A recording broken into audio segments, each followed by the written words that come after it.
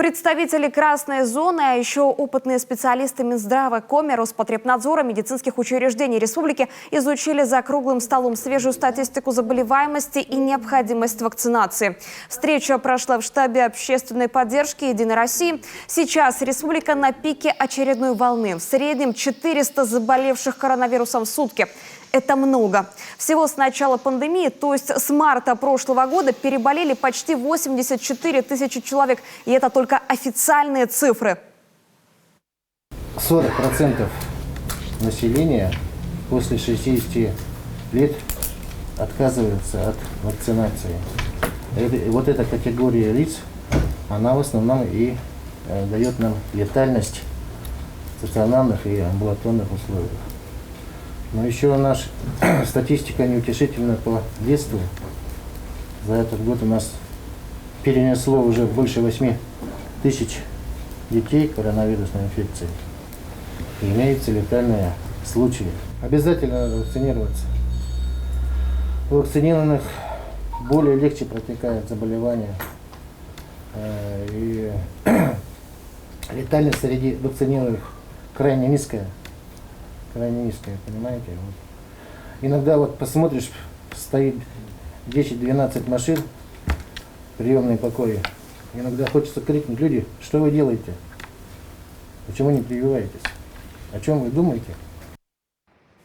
На встрече также отметили, заболевших COVID-19 детей становится только больше.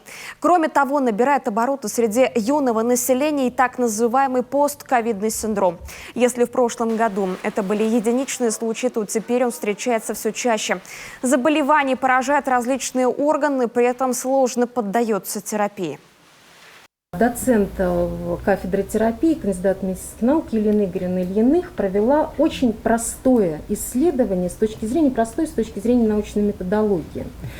За период июнь-октябрь 2001 года по данным Сыктывкарской городской поликлиники номер 3, вот буквально она посчитала относительный риск смертности и как защищает вакцинация в этом случае.